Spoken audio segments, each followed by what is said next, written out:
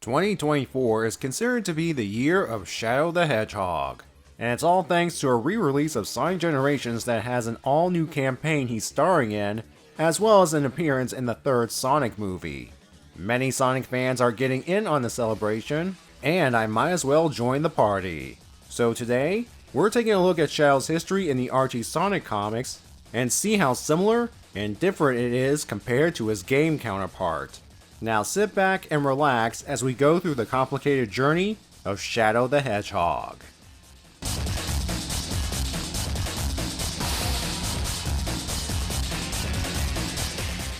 You might be wondering, why am I not doing a brief summary on Game Shadow before I cover his Archie counterpart?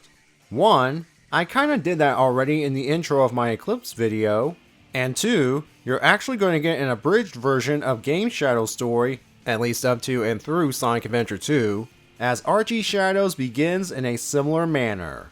I should also point out that any references to game-related lore will be based on what was relevant at the time. In other words, with a few exceptions, I won't mention stuff from the recent games or re-releases that add new content. Okay? Like in the games, be prepared to hear this phrase a lot, Archie Shadow was created by Professor Gerald Robotnik as a means to cure diseases like the one his granddaughter Maria suffers from, neuroimmune deficiency syndrome. If you're wondering, yes, Black Doom, leader of the Black Arms, made his contributions to Shadow's creation. And he intended to return in 50 years to conquer the world, which is called Mobius in the comics by the way, with Shadow by his side. Professor Gerald had other plans for Shadow. In addition to curing diseases, he wanted to make Shadow protector of the world in the event Black Doom does return. And of course, Shadow and Maria were very close. But it wouldn't last as agents from Guardian Units of Nations, aka GUN, raided the space colony Ark with the intention of taking Shadow for themselves. Maria helped Shadow get into an escape pod and launched it, but tragically in the process, Maria met her end at the hands of a gun soldier. What's sad here is, Maria was going to board the escape pod too before she met her tragic end. I'm aware that Maria in these panels has brunette hair, and her dress does not have different shades of blue. Don't worry, it will be corrected in her future appearances. The escape would be moot as Shadow's pod was tracked and recovered on the planet's surface, and Shadow himself would be placed in stasis on Prison Island. When Professor Gerald, who was also imprisoned on Prison Island after the raid, learned of his granddaughter's death, he swore revenge and arranged to use Shadow as an instrument to carry it out, at the cost of Shadow's memories. Of course, the authorities would catch on to Professor Gerald's actions, and they had him executed. But not before Professor Gerald left behind a whole bunch of hidden stuff for someone to find and carry on his work. And by a whole bunch of stuff, I mean everything. They would be in the form of digital data and a physical diary. Here's where things start to deviate a bit.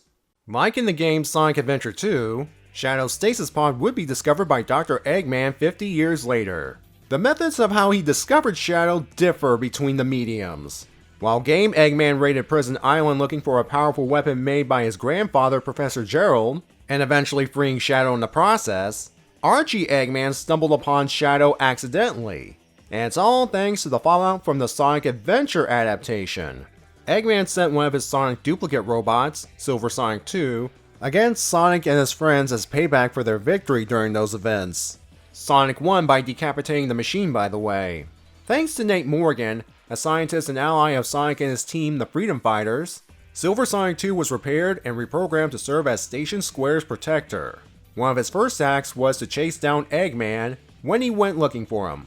That chase lasted from Station Square all the way to Prison Island, and it only ended when Eggman fell through the ground and ended up in Professor Gerald's lab.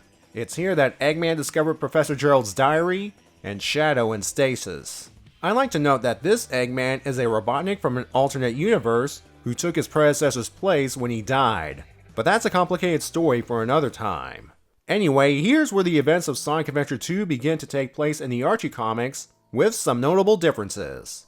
First, Shadow went to Station Square to steal a Chaos Emerald for the Ark, encountered Silver Sonic 2, and then destroyed him. That got the attention of the authorities, and because Shadow resembled Sonic, they thought the Blue Hedgehog was to blame. So just like in the game, GUN sent Sigma Alpha 2 to capture Sonic and thus he would get involved in this mess. Presumably, Sonic and Shadow had their first meeting, like in the game, and then after the Ultimate Lifeform escaped, Sonic got recaptured and sent to Prison Island. All off panel, of course. Likewise, Rouge the Bat, who's secretly working for Gun, presumably offered her services to Eggman and Shadow like in the game.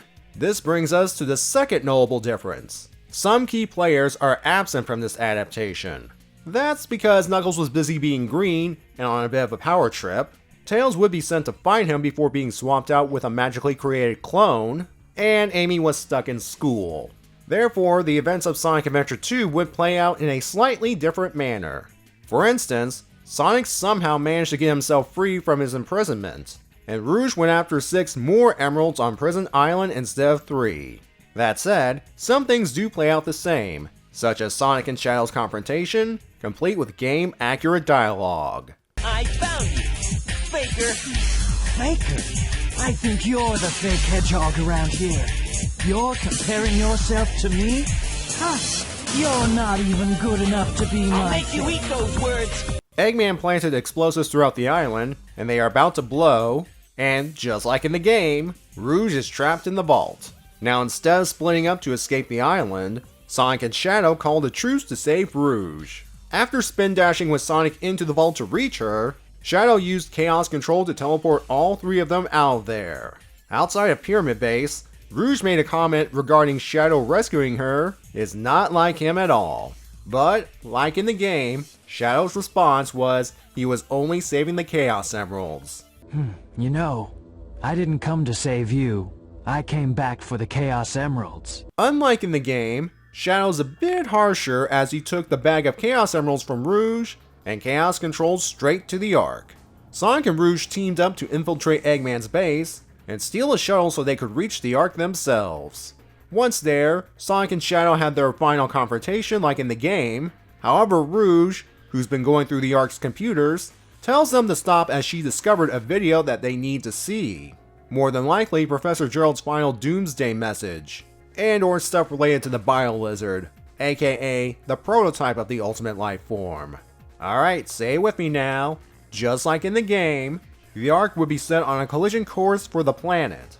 Sonic and Shadow, who eventually figured out Maria wanted the people below to be happy, tried to stop the collision, and encountered the Bio-Lizard. Presumably there was a fight similar to the one in the game, because afterwards, the Bio-Lizard teleports away and fuses with the Ark, becoming the final hazard. Shadow believed he failed Maria, but Sonic points out that there's still a chance to save the day, thanks to the 7 Chaos Emeralds both Shadow and Rouge stole. By the way, for a long time, all Chaos Emeralds on Mobius were green, and there were a lot more than 7. Remember this for later. Sonic and Shadow go super, and take down the final hazard. Then both of them used Chaos Control to put the Ark back in orbit. However, Shadow, weakened from all of this, fell to a supposed demise, content that he fulfilled Maria's true wish. Now here's where things really go off the rails because Archie Sonic pre-Reboot never adapted the game's Sonic Heroes and Shadow the Hedgehog. However, Shadow, like in the games, was rescued from his fate and placed into stasis. While Eggman was the one who did it in the game verse, in the Archie comic verse, it was aliens. I'm not joking. An alien race known as the BEM were happened to be observing Mobius when they witnessed the Ark incident and pulled Shadow on board in the aftermath. After some time in stasis healing, the BEM released Shadow when they were attacked by another, more hostile alien race, the Zorda. The Zorda actually visited Mobius thousands of years ago, back when the planet was known as Earth. That meeting didn't quite go so well, so the Zorda attempted to wipe out all life on the planet. When they learned that the world was still alive and thriving, all thanks to discovering a pair of ships heading towards Mobius, they returned to finish the job. Anyway, the BEM had Shadow, who's in super mode after the healing, attack the Zorda while they escape. Despite Shadow's best efforts, he was no match for the Zorda vessel, and he found himself falling towards Mobius again. Thankfully, he was able to survive re-entry, and by sheer coincidence, he crashed right near Sonic's home. Sonic's shocked that Shadow is still alive, but the shock wore off as soon as Shadow attacked him. In Shadow's defense, He's a bit dazed from fighting the Zorda and crashing back onto the planet. Sonic's teammate, Princess Sally, managed to defuse the situation just in time for the Zorda to announce their arrival by attacking various parts of the planet, including Station Square and Eggman's territories. It's so bad that Eggman called Sonic and the Freedom Fighters to warn them, and Shadow, who fought the Zorda earlier, backed him up. It's during the invasion that Shadow encountered someone that reminded him of Maria, a young blonde girl named Hope Kentobor. Believe it or not, she is related to Maria. Alright, let me walk you through this connection. It's already established that Professor Gerald Robotnik is the grandfather of both Maria and Dr. Robotnik, and that Maria and Dr. Robotnik are cousins. In the Archie continuity, Robotnik also had a brother named Colin Kentobor, also making him a grandson of Professor Gerald. Colin fathered 2 children, the first being Snively, whom I've mentioned in the past, and the second being Hope. You might be wondering, what's with the different last names? Well, get this. The name Robotnik comes from the Doctor's maternal side of the family, while Kentobor, which is basically Robotnik spelled backwards, is the paternal name. The main villain took his mother's last name when he remade himself into a world conqueror, and his nephew Snively, whose original name was Colin Kentobor Jr., followed suit. I know there's more to the Robotnik-Kentobor family tree, but I'm just sticking to things related to Shadow. TLDR, Hope is Maria's first cousin once removed. She also shared some intel on the Zorda because she was on board one of those spaceships that I mentioned earlier. Shadow would join everyone else in thwarting the Zorda's attempt to destroy the world, using a device that would create a black hole to suck everything up. Ultimately, the world was saved, but at a great cost. Sonic, the one who was able to stop the device with his speed, presumably died, and many people, Shadow included, attended his funeral. Goes to show that at this point, the Ultimate Lifeform still respected Sonic. In reality though, Sonic was sent to the far corners of the universe, and he spent roughly a year Mobius time to get home. And when he did, he got involved in a major conflict between the Kingdom of Acorn and its allies, and the Eggman Empire involving atomics. This is when Shadow made his next appearance. He directly confronted Eggman with the intention of killing him. Eggman tried to dissuade Shadow from doing so, stating that good guys don't kill. Shadow responded with, heroes like Sonic don't, but he would because he doesn't consider himself a hero. It's all moot because once Eggman's atomic plan was thwarted, the Doctor made a quick getaway. With things going foobar, Shadow dragged Sonic's teammate Antoine, or who was thought to be Antoine at the time, away from the area while Bunny did some cleanup. That seemed pretty heroic, Shadow.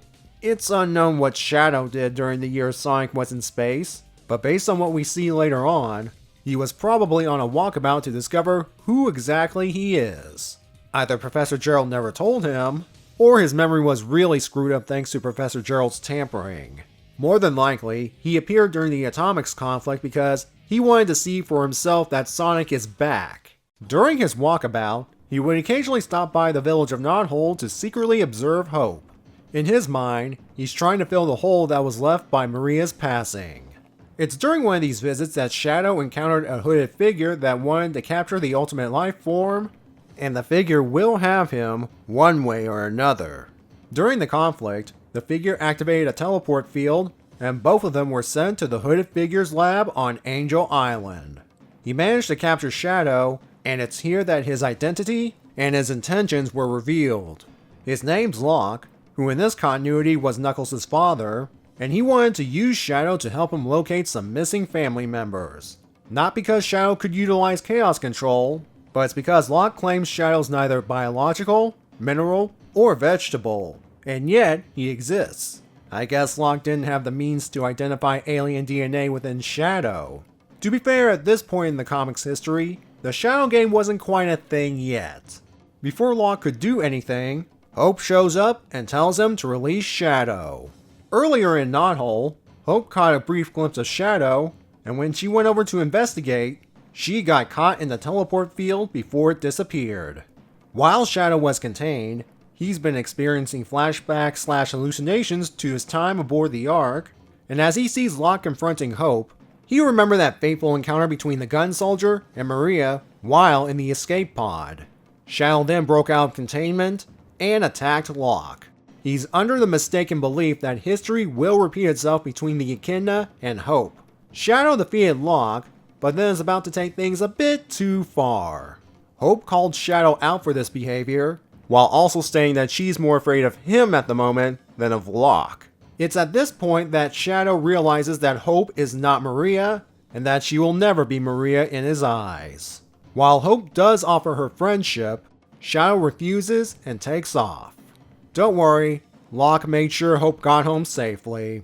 On the edge of Angel Island, Shadow was in deep thought about what happened with Hope and Locke, until he somehow detected a nearby signal similar to the one Professor Gerald sent prior to gun ringing the Ark. He fell straight from the island, through the ground below, and into an underground facility. It's there that he discovered and freed a robot from stasis.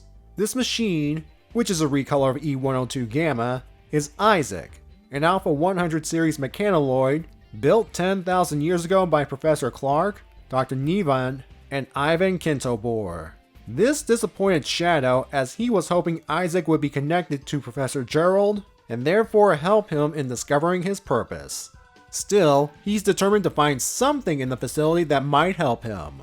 Things would get complicated for Shadow as his entrance to the underground facility caused an explosion so loud that it was detected by both the Freedom Fighters and Dr. Eggman.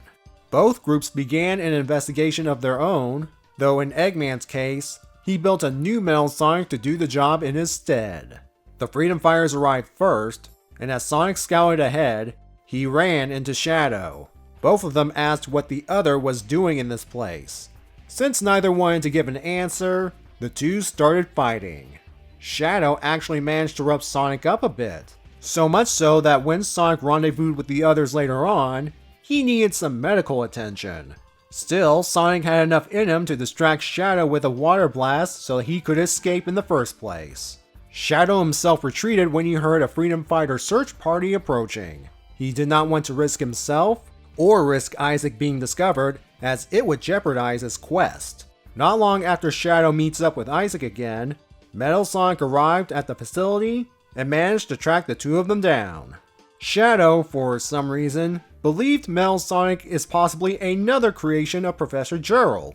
I get that Shadow has never encountered a Metal Sonic before. He was in stasis when the original one was active, but to even think that Professor Gerald, someone who's been dead for decades, could possibly build a robot duplicate of someone who at this point in time is in his mid to late teens? Yeah, the only reason Shadow thinks this way is because at this point in the comics history, they're being written by someone who doesn't really care about Sonic lore, unless it involves echidnas. Metal Sonic, like Locke did earlier, pointed out Shadow's strange existence. In this case, being labeled as biotrash similar to the Mobians, and having binary pulses similar to Metal Sonic's. Shadow didn't like Metal Sonic's harsh tone, and soon the two start fighting. And they're really going at it, wrecking a lot of the room in the process. The Freedom Fighters have been monitoring the situation from a different area, and Sonic, despite his injuries, was going to join in on the fun. After arriving, everyone guns for him. He's that big of a headache. Tails and Sonic's childhood friend Tom Eternal observe the fight from a control room and believe they can help Sonic from their current location. Tails unfortunately made the situation worse by activating a trap door, resulting in all four combatants falling deeper underground. A tram area to be precise. Sonic spotted a passing car and hopped on, believing he could get the others to fight on his terms. Shadow took the bait and followed him. He catches up, and in a moment of quick thinking on Sonic's part, he brings the car to a speedy stop, and Shadow's thrown to the ground thanks to the momentum. Sonic entered a nearby room, which right away sealed him inside. By the time Isaac and Metal Sonic arrived, Shadow was in the process of opening the door. As soon as he succeeded, the three spot Sonic. There's something else in the room Isaac was hoping to keep a secret. A nuclear missile. Sonic started running upwards with Metal Sonic pursuing him. Shadow pointed out to Isaac that Sonic's always been a risk taker, and as he headed on up to join the fight, he had an unexpected encounter with a disabled Metal Sonic courtesy of Sonic himself. Shadow quickly recovered from that, and Sonic finally asked the Ultimate Life Form, why is he attacking him in the first place? Shadow's answer? He sensed that Sonic is an enemy for some reason. Or perhaps he's not a fan of Sonic's attitude, after the Hedgehog gives some suggestive alternatives to alleviate Shadow's rage. There's a more immediate concern as Isaac fled the scene, and the nuclear missile set to launch. With the original way out blocked, the two decide to call a truce so they can find another way out of the facility. Luckily, they found one that took them straight to the surface. Sonic would see his fellow freedom fighters among the chaos, but he's unable to run to them thanks to the injuries from the earlier fights. Shadow tossed him towards the freedom fighter airship before making his own getaway. By the way, the missile launch was a scare tactic by Isaac to get rid of everyone. With the underground facility a bust, Shadow decided to head to Prison Island to see if there's something regarding his origins among the ruins. Upon arriving, he saw that Metal Sonic's already there, downloading all of Professor Gerald's diary files on Eggman's behalf. Presumably, these are the same files Professor Gerald created and hidden prior to his execution. What I assume is happening, because the series never 100% clarifies on this, is Dr. Eggman got all he could out of the physical diary, wanted to see if there were any more of the Professor's secrets hidden on Prison Island, sent Metal Sonic, and the robot hit pay dirt. This is actually a different Metal Sonic from the one during the underground facility incident. The unit itself even pointed this out. Doesn't really matter as the two started fighting. At one point, Shadow accidentally broke open a container with a blaster inside. He briefly considered using it to end things quickly, but decided against it because it wouldn't be as fun. Shadow managed to get the upper hand on Metal Sonic, and this caused the robot to go for the blaster himself.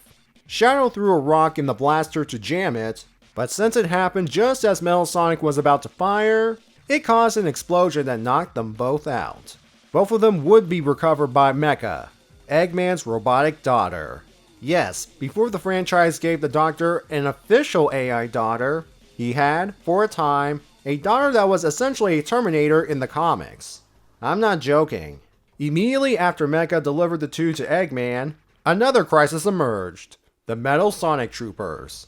That should sound familiar if you've seen my Shard video, as I briefly talked about it there. Basically, during the years Sonic was in space, Sonic's Uncle Chuck and Rotor Walrus used data from Shards, aka the original Metal Sonic's, Power Gem to create an army of Metal Sonic Troopers, with the goal of protecting the kingdom in Sonic's absence. The troopers were never deployed, and with Sonic's return, they were ultimately unnecessary. But someone else had other ideas and remotely activated the troopers. They're programmed to seek out and destroy Eggman, as well as any associates and facilities of his. At one point, they came close to finishing Eggman himself, but he was able to escape with some help from Mecha. While he was hiding, he downloaded the files he recovered from his Metal Sonic, and as he's going through them, Shadow regained consciousness. It's here where Eggman began to manipulate Shadow, saying that he's part of the family, which in a way is technically true. This surprises Shadow because apparently during the events of Sonic Adventure 2, Eggman never revealed his connection to Professor Gerald, nor did Shadow suspected that Eggman would be connected to Professor Gerald and Maria, given that all three have the last name Robotnik. And it's not like Eggman kept that name a secret. Oh no. I suppose if you want an in-universe explanation, it's the result of Professor Gerald screwing with his mind as part of his revenge plot. But even then, that's stretching it. I'd also like to remind you that Eggman's from another dimension, though he probably had a Professor Gerald and Maria there too. One more thing of note, Eggman calls Maria his half-sister when she's actually his cousin. Again, I would like to chalk this up to the writer of the comic at the time, aka Ken Penders. Like I said, he doesn't really care about the lore, unless it's connected to echidnas, but that's my opinion. Anyway, the point of this moment is that Eggman was able to convince Shadow to join him because they share common enemies, one of them probably being Sonic, and together they could go through the files and get the closure they seek. And it works. Shadow would be working for Eggman for a time. Kind of a switcheroo from their previous team-up. People forget that during Sonic Adventure 2, Shadow was manipulating Eggman so that he could carry out Professor Gerald's revenge plot. Now Eggman's kinda turning the tables, getting Shadow to do his dirty work using Professor Gerald's diary files as leverage. After forming their alliance, the two monitor the Metal Sonic Trooper situation. They've begun making their way towards Knothole, and some of them were heading in the direction of Hope's home. Despite what happened during the Locke incident, Shadow still sees Hope as an innocent girl in danger, and just having watched Maria's fate again moments earlier, he's not going to let the same thing happen to her. Shadow intercepted them just outside of Hope's home. To his surprise, he managed to stop a few of them with just the movement of his hands. More troopers show up, but thankfully, so did Sonic. Unfortunately, during Sonic's attempt to shake off some troopers, one of them accidentally struck Hope and injured her. Shadow's not happy about this, and the two go at it yet again. This time, Shadow has a good reason for doing so. Rosie the nanny, who's been looking after Hope, told the two to knock it off. There are still Metal Sonic troopers terrorizing Knothole. Not to mention, Hope needs medical attention pronto. So Sonic grabs Hope and made a beeline for Knothole's castle, with Shadow following them. Shadow, determined to make sure Hope doesn't share Maria's fate, sped up their journey by using Chaos Control. All three arrived at the castle, and the medics immediately tended to Hope. Sonic went back out there to deal with the Metal Sonic troopers, even though they outnumber him. Shadow, who at this point has developed or redeveloped a begrudging respect for Sonic, came to his aid, and just like before, with a movement of his hand, all Metal Sonic troopers in the area were immediately disabled. Knuckles, who's been helping out with the conflict, explained that Shadow has tapped into the Chaos Force, something that only Guardians on Angel Island could do. That would explain why, in-universe, Shadow could use Chaos Control without an Emerald, and why he could deactivate Metal Sonic troopers like he's using the Force from Star Wars. The reason I believe he's tapping into the Chaos Force at this point is because of his desire to protect.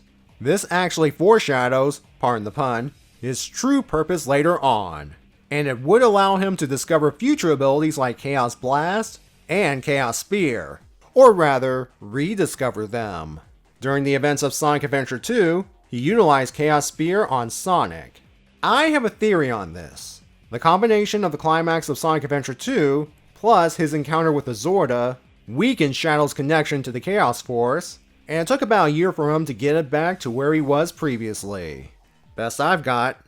After the Metal Sonic Trooper incident, Shadow would return to Eggman, but not before he and Sonic parted on much better terms. Helping to keep Hope safe was a big part of this, and that stuck with Shadow because, not long after, he would pay Sonic a visit on his birthday to thank him. It shows that Shadow's capable of humility, and reinforces his growing respect for Sonic. Plus, it helped that a writer who actually cared about Sonic lore took over the book at this point. And to show that he had no ulterior motives, he helped deal with some party crashers sent by Eggman to take care of Sonic, Bean the Dynamite and Bark the Polar Bear.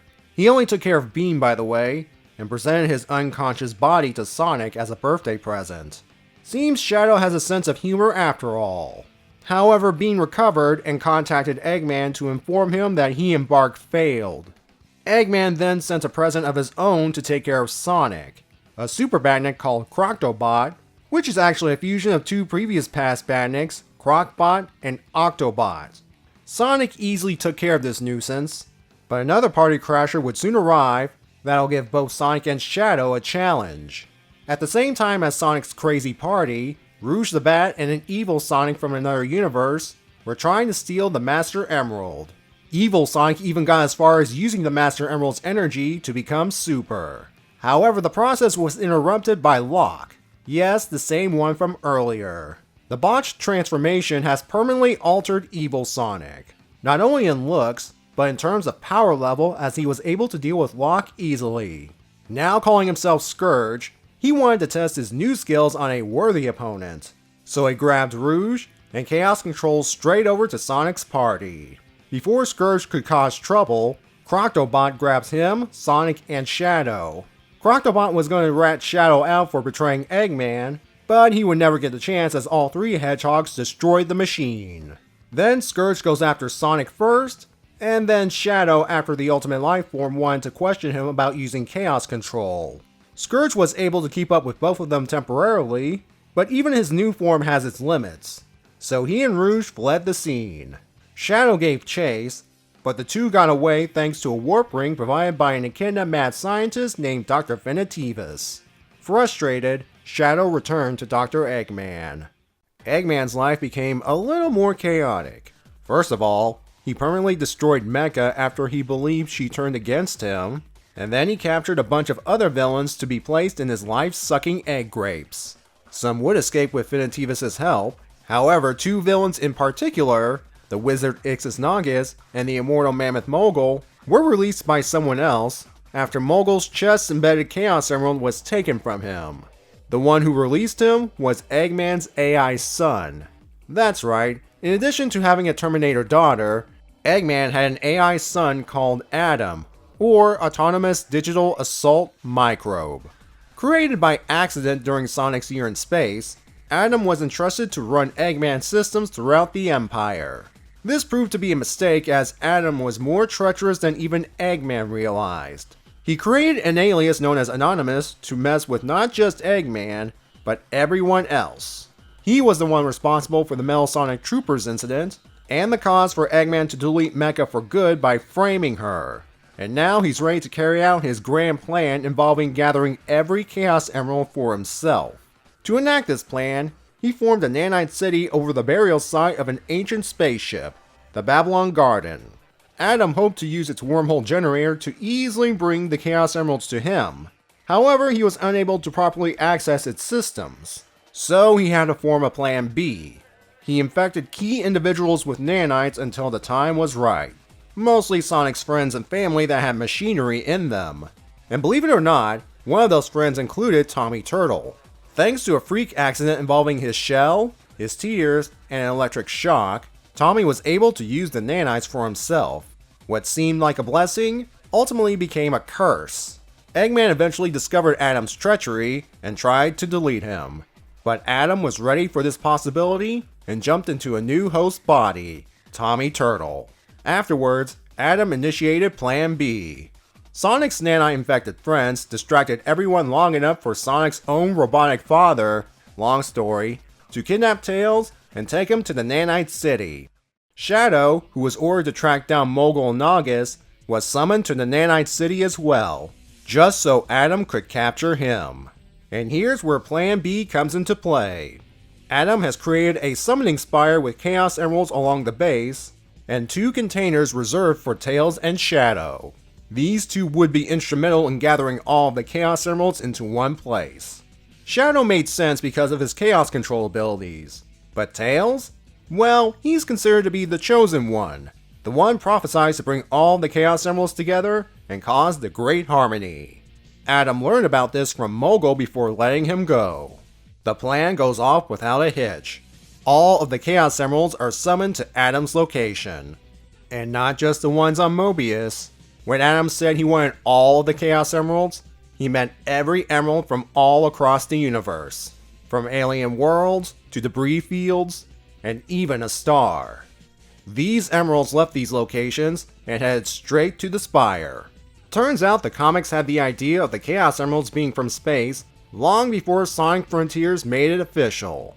Soon, literally thousands of them were in the area, grouped into 7 circles separated by color. Sonic arrived to hopefully free Tommy from Adam's control, and with so many emeralds in the area, it was easy for both of them to go super. Meanwhile, Eggman freed Shadow and Tails, both having gone super as well, and they, meaning Shadow and Tails, decided to thwart Adam's plans by getting rid of all the emeralds. They opened a portal to a pocket dimension known as the Zone of Silence, and guided every single emerald inside. Adam's downfall would soon follow as Eggman summoned his egg fleet to obliterate him, and things got worse for Adam as Tommy was able to regain control of his body, just long enough to allow the egg fleet to do its thing. By the end, there was nothing left of Adam nor Tommy. As Sonic and Tails mourned for their fallen friend, Eggman, disappointed at the loss of several thousand emeralds, decided to leave, with Shadow still by his side. But that won't be the case for long. Before we get to that, let me explain what happened to the Chaos Emeralds because this will be important later on. After they were sent to the Zone of Silence, they empowered one of its beings living there, Feist, a giant panda thing. He consolidated all the Chaos Emeralds into 7 different colored gems, and used their power to transform the Zone of Silence into the Special Zone, a place where Feist would challenge visitors for the right to claim one of the emeralds, within a time limit. Let's get back to Shadow. He's done waiting for Eggman to show him Professor Gerald's diary files. He's going to take them whether the Doctor likes it or not. Eggman didn't reveal where he hid it, so Shadow turned his attention towards Snively. After the loss of Adam and Mecha, Eggman re-recruited his treacherous nephew, and just like the weasel that he is, he gives up the location of the diary in exchange for Shadow not pulling out his remaining hairs. Shadow did it anyway out of spite. He recovered the diary from Eggman's private study, which is actually hidden inside a book, and made a beeline towards Freedom HQ, while also being pursued by Badniks. They were destroyed by Sonic and Tails, but not before they damaged the diary. Shadow at this point was desperate. The disc has the answers he's been looking for, and he didn't know where to go. Sonic says Shadow's come to the right place, though it may be difficult to find what Shadow's looking for. The data's very old, and the damage done caused a lot of files to be corrupted, and there's a risk of corrupting what's salvageable. Thankfully, the Freedom Fighter's friendly AI Nicole offered to make it so that Shadow could physically interact with the files to increase his chances of success. After some preparation, Shadow, along with Sonic and Nicole, entered the active diary, which took the form of the space colony Ark. In addition, there were digital recreations of Maria and Professor Gerald Robotnik. This version of Professor Gerald was from before he went mad, as evidenced by his friendly demeanor and having Maria by his side, of course.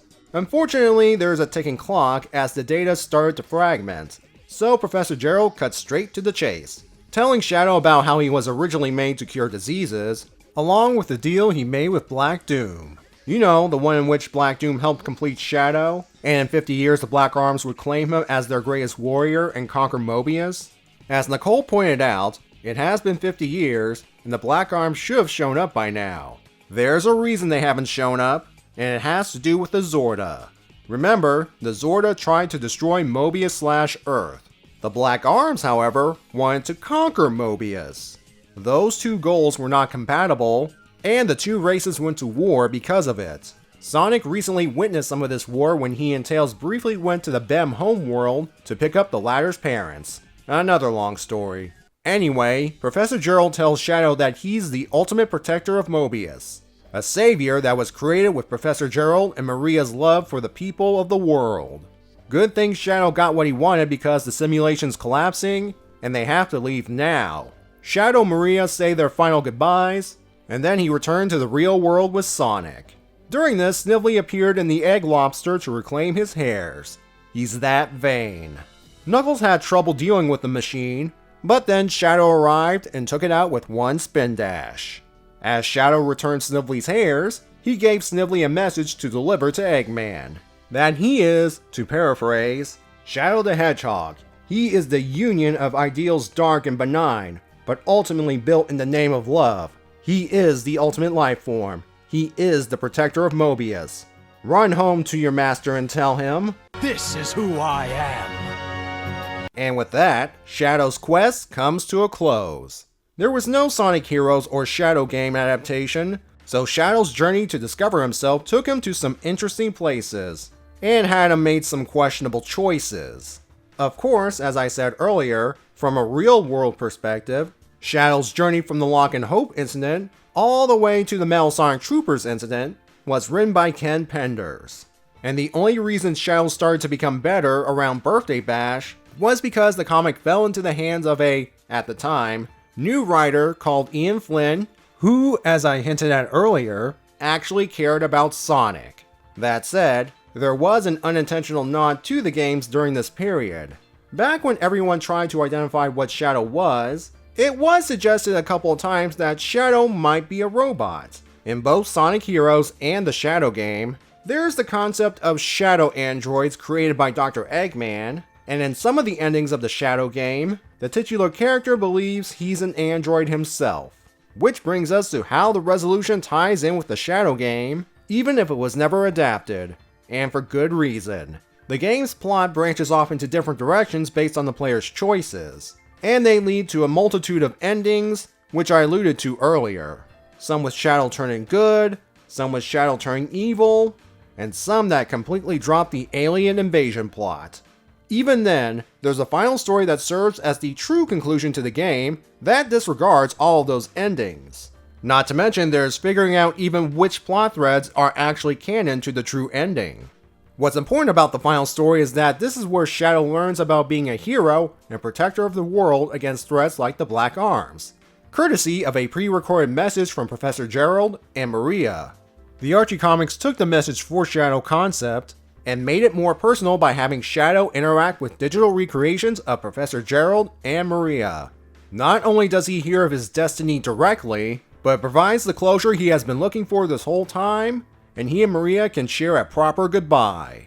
Even his I am speech to Snively sounded more heroic compared to the ones from his game. This situation of course has the benefit of keeping the Black Arms from coming to Mobius, thanks to an interstellar war, and we're spared the game's complicated plot threads. Shadow's ready to begin his new journey as protector of Mobius against any and all threats, and it just so happens, an ancient threat was about to appear. Sonic and the Freedom Fighters have been warned about the return of Enerjak, a malevolent spirit of unimaginable power that takes over echidnas that gave into their hubris and used them as avatars. They took this threat very seriously after monitoring Enerjak's actions on Angel Island. So much so that they sent a general message to any of their allies requesting assistance. By the time Enerjak arrived at their new home of New Mobiletropolis and engaged Sonic himself, one person did come to their aid. Shadow the Hedgehog, agent of Gun.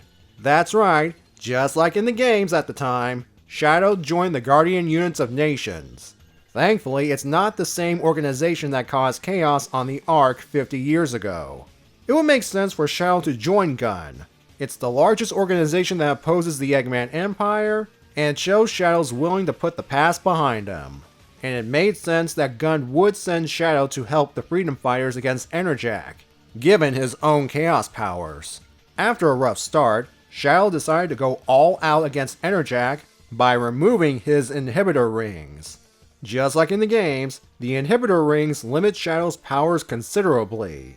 By removing them, he can cut loose with powerful versions of his signature abilities such as Chaos Blast and Chaos Spear. Though using these abilities unfiltered does pose a risk of collateral damage, as you can see during the battle against Enerjak. Sadly, even with Shadow going all out, Enerjak was leagues above him, and ultimately, Shadow did nothing that would help resolve the situation. See, it turns out this Enerjak is a brainwashed Knuckles courtesy of Dr. Finitivus. He hexed the Master Emerald and tricked Knuckles into absorbing its power, all in the name of cleansing the world. The plan was thwarted thanks to Locke performing a heroic sacrifice to break the hex and freeing his son. Shadow's first on-panel outing as a gun agent didn't seem that remarkable, but look at what he was up against. Even Supersonic at best could fight Enerjak to a standstill.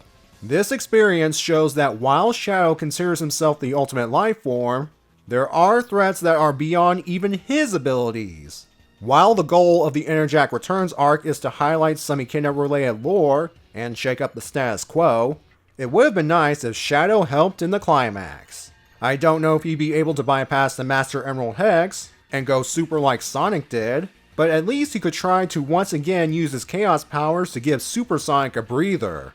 And if it were the old days where the Chaos Emeralds were difficult, but not impossible to gather, Shadow and or Gun could have had some in reserve, and the Ultimate Life Form could have used them to go super to help out. But enough what-if scenarios for now. What matters is that this is not the old days, and that there are now just 7 emeralds period. And most of them are in the Special Zone. Still, having at least one emerald might help Gun in their conflict against Eggman and other threats. Shadow's next on-panel mission is to go into the Special Zone and grab a Chaos Emerald for Gun.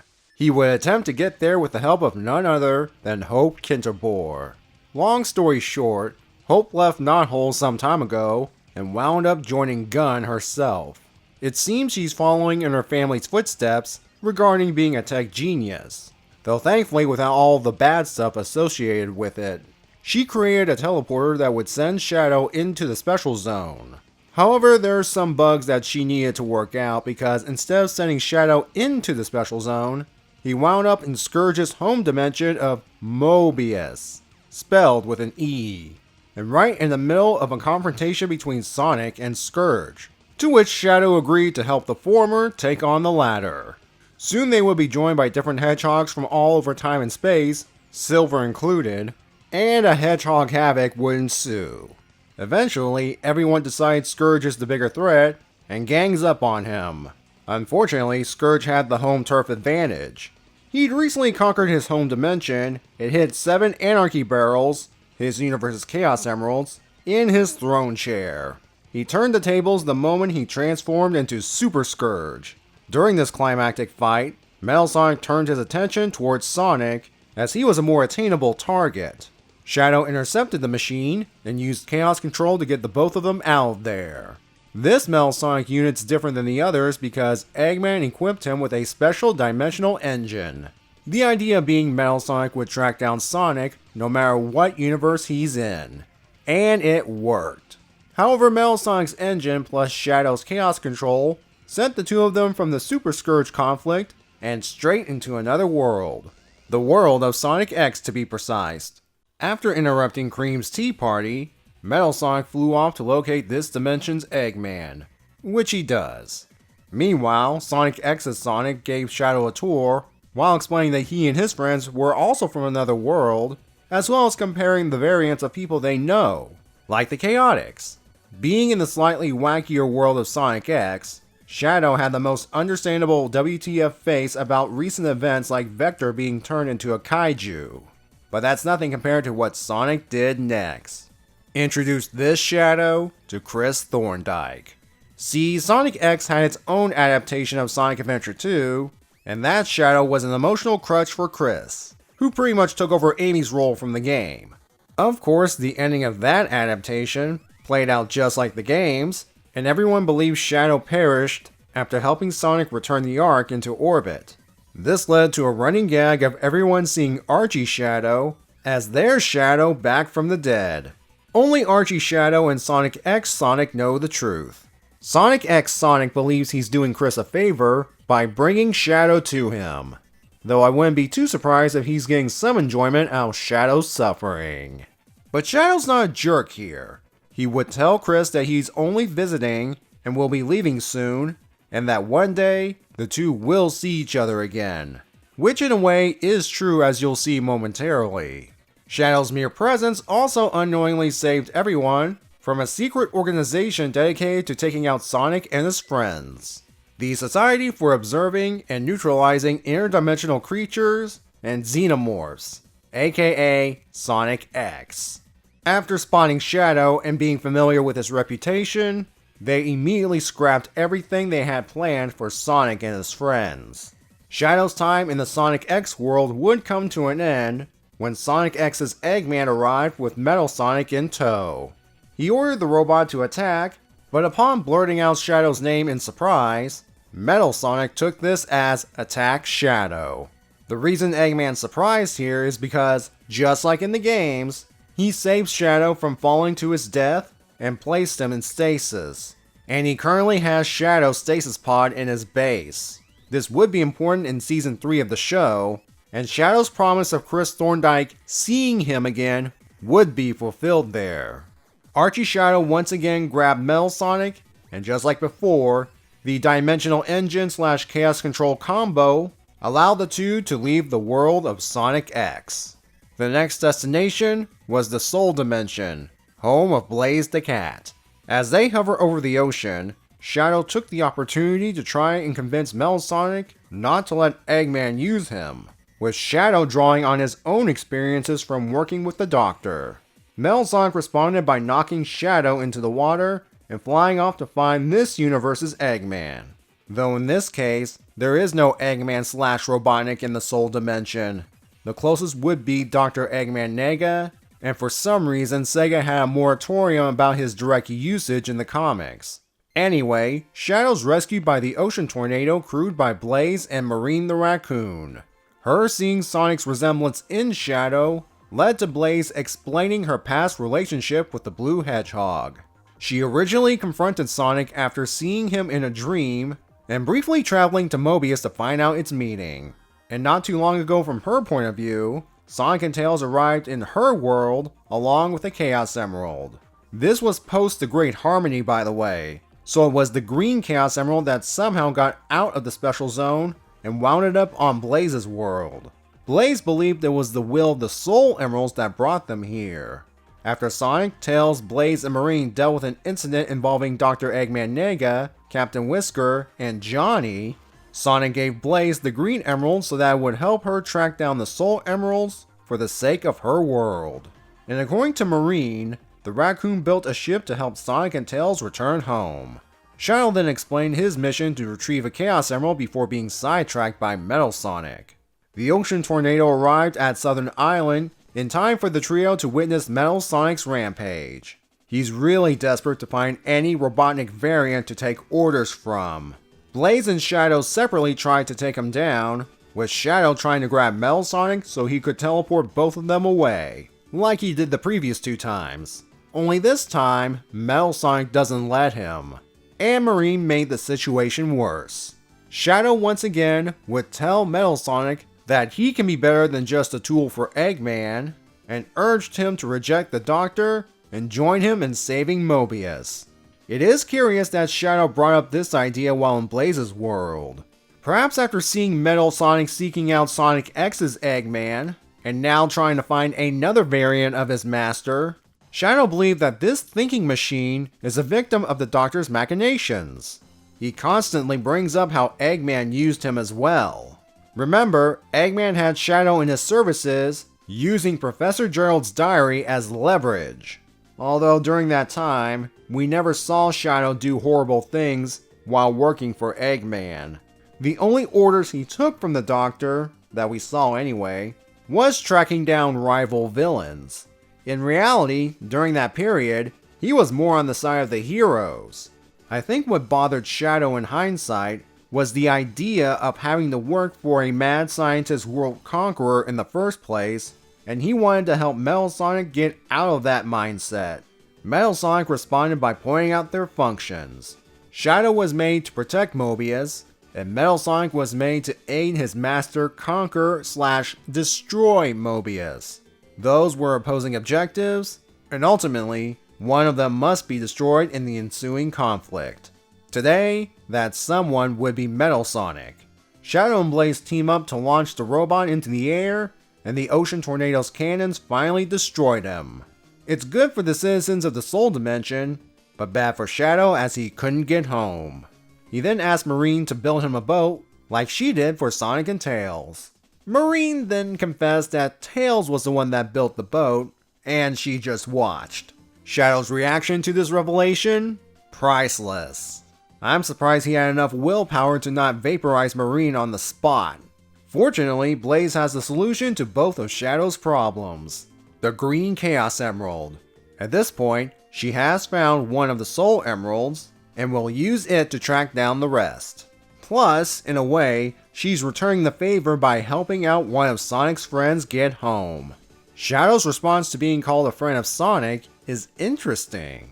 The two said their goodbyes, and Shadow used Chaos Control to return home. And since his goal was to get a Chaos Emerald, he succeeded. Though he got it in a roundabout way. Doesn't matter to the Gun Commander. A win is a win. By the way, the Gun Commander in the Archie comics was given the name Abraham Tower. For the longest time I wanted to call him the Gun Commander, but the release of the second Shadow animated short pretty much confirmed that Abraham Tower is now canon in Sonic lore. So I will refer to the guy as either the Gun Commander, Abraham Tower, or just Abe. Even after traveling across the multiverse, Shadow's not resting anytime soon, as Commander Tower's next mission for him would start at nightfall. At this point in the comics timeline, Eggman's kind of been on a losing streak. to the point that he had to rely on using cybernetic echidnas as his foot soldiers. Plus, he's on the verge of losing it mentally. The Freedom Fighters and the Chaotix use this chance to storm into Eggman's territory to take him down once and for all. Once they made progress inward, they set up camp for the night, complete with a force field to repel attacks. What they didn't know is that Eggman converted an old observatory into a laser cannon powerful enough to wipe out the camp even with the force field, as well as a good chunk of the surrounding area. Fortunately, Gunn got wind of the cannon and sent Shadow and Rouge to take it out. While the two could possibly deal with it on their own, they'd have a greater chance of success if they recruited a certain blue Hedgehog. So Shadow went over to the Freedom Fighter camp to recruit Sonic, and he happily accepts. The three begin the strike just as the cannon moves into position. Sonic and Shadow deal with the cannon's defenses while Rouge tries to hack into the console, only to trigger its self-destruct mechanism. Now nothing will stop the cannon from firing. Sonic and Shadow then directly attack the cannon, but Eggman must have used sturdy materials to build the thing, as neither a Chaos Spear nor a Spin Dash could put a dent into it. Rouge then suggests the two break off the joints to throw off the cannon's angle. Doing so, however, makes the situation worse as it puts the cannon at just the right position to take out the camp. Shadow tries one more desperate trick, taking off the inhibitor rings and directing the cannon's blast using chaos control. While a little tired, he succeeded, with the added bonus of permanently damaging the cannon. Shadow tells Sonic to head back to the camp so he can rest up for the invasion. He and Rouge won't be joining him because they, Shadow in particular, don't want to steal Sonic's thunder when the big fight against Eggman eventually happens. Sonic gives his thanks and heads off to the camp. Rouge sums up the situation nicely with this line about how far the two's relationship had come. As you've seen throughout this video, Sonic and Shadow's relationship started off antagonistic, then it developed into some sort of respect. Then they were antagonistic again, because Shadow was deep into his identity quest and didn't want anyone in the way, but there was some respect there. The incident with the Metal Sonic Troopers really helped cement their mutual respect for each other. Once again, I like to point out that Sonic helping Hope was a big factor into this. The relationship reached a point where Shadow was willing to trust Sonic with helping him discover who he is, not to mention Sonic witnessed Shadow at his most vulnerable, and not making fun of him for it. Now Shadow is at a point in his life where he doesn't mind helping Sonic, and asking for Sonic's help in return. Not to mention realizing when not to steal the spotlight from Sonic. He even warned Sonic about Eggman's declining mental state, and Sonic should have taken that warning more seriously because the eventual conflict did happen, and in the aftermath, oh boy. Rouge, like Blaze earlier, summed up Sonic and Shadow's current status with one word: friends. Shadow of course denies this. He believes they just have mutual respect for each other. While this may be true, I wouldn't be surprised that deep down, Shadow does consider Sonic a friend at this point. Even after all this, Shadow still won't get a break right away, because as soon as he and Rouge return to Gun HQ, Commander Tower briefs them about possibly recruiting a new member to the organization. E-102 Gamma. Believe it or not, the robot survived the events of the Sonic Adventure adaptation, and has spent a year traveling the world destroying the remaining E-Series units, as well as fighting the Eggman Empire in general. This solo fighting is wearing him down, and Gunn hopes to recruit the robot in order to help him, and vice versa. After being given Gamma's last known position, Shadow goes off to recruit Gamma alone. While he won't admit this publicly, he believes he can make up for his failure with Metal Sonic earlier by getting Gamma. When Shadow arrives at Gamma's last known reported position, he falls for the robot's Snow Tracks trap. Thankfully, Gamma's files are up to date enough to recognize Shadow as an enemy of Eggman. Shadow offers Gamma a place with Gunn, and Gamma says he's been traveling fine solo for a year. What does Gunn have to offer? Shadow lists the benefits of working with Gunn: a place to rest and recover, gather relevant information quickly, and a convenient means of traveling the world. Pretty much a place to make a greater difference. Gamma considers Shadow's offer to join the organization. Thing is though, during the briefing, Commander Tower's worried that Eggman's forces might track down Gamma and destroy him once and for all. And that's exactly what Eggman's planning to do. He unboxed E123 Omega specifically to destroy Gamma. Before Shadow and Gamma could reach the extraction point, Omega ambushes them. Shadow tries to hold off Omega while Gamma runs for it, but Omega has a job to do, and he doesn't want the ultimate life form in the way. So he launches Shadow a great distance before pursuing Gamma. Shadow tries to make his way back to Gamma to help him, but he wouldn't make it. During the cat and mouse game between the robots, Gamma realizes that Gun needs something more up to date, and allows Omega to obliterate him. But not before Gamma uploaded his coding into Omega, giving him the gift of a soul. Shadow arrives in time to witness Omega's change. Omega's uncertain of his purpose, as he was made to crush, kill, and destroy all life. But now the thought of it makes him uneasy. Shadow says, do what Gamma would have done, join Gun. That way, he can find some purpose in using his arsenal against Eggman. Omega agrees, and they head to the extraction point. Gun's pleased about getting Omega, but Shadow's bummed about losing Gamma. In a way, he believes he's failed. What Shadow didn't know was, before the code merger, Omega was on the verge of rebelling himself, as he wanted to kill Sonic instead of hunting down Gamma. Given that Omega's activation occurred during the Freedom Fire invasion, Eggman's refusal to let Omega do so made sense because he wanted to be the one to destroy Sonic himself. And Omega still had to follow the Doctor's orders, whether he liked it or not. It's only after merging with Gamma's coding that Omega was free to go against Eggman, mainly for wasting the robot's potential. What I skimmed over earlier was Shadow helping him reach this conclusion. After the merger, Omega had a bit of an existential crisis regarding his purpose in this world. Shadow, who was in the same boat not too long ago, helped Omega through it and convinced him to join Gun. While he failed to save one robot, in a way, he redeemed himself by helping another, even if he doesn't see it. Shadow has no time to mope as Commander Tower has another mission for him and Rouge. They will be heading into the Special Zone to grab another Chaos Emerald for Gun, and thanks to the Green Emerald, Hope was able to stabilize her teleporter so that Shadow and Rouge would go into the Special Zone instead of traveling across the multiverse like last time. When the two arrive, they're greeted by Feist. As I explained earlier, if a visitor wants one of the Chaos Emeralds, they would have to complete one of the Panda God's challenges within the time limit. And that's what Shadow and Rouge must do. Shadow has no time for this and tries to use Chaos Control to get to the Emerald. But it doesn't work. It's Feist's domain, and they must follow his rules. And the two lost half their time needed to get the Emerald just standing there. So they zoom through the course to try and make up some time. And as they approach the Emerald, they run out of time and are ejected from the Special Zone. A pain many Sonic players share. Rouge explains to Commander Tower why they've returned empty-handed.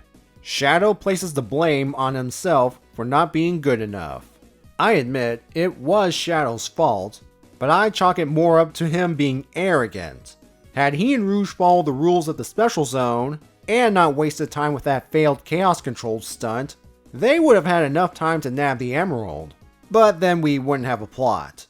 Shadow carries his frustrations over to his sparring match with Omega. The robot says to Shadow, don't let the incident bother him. He also informs Shadow that he's cleared for active duty, and when he joins them in the Special Zone, he'll blast Feist.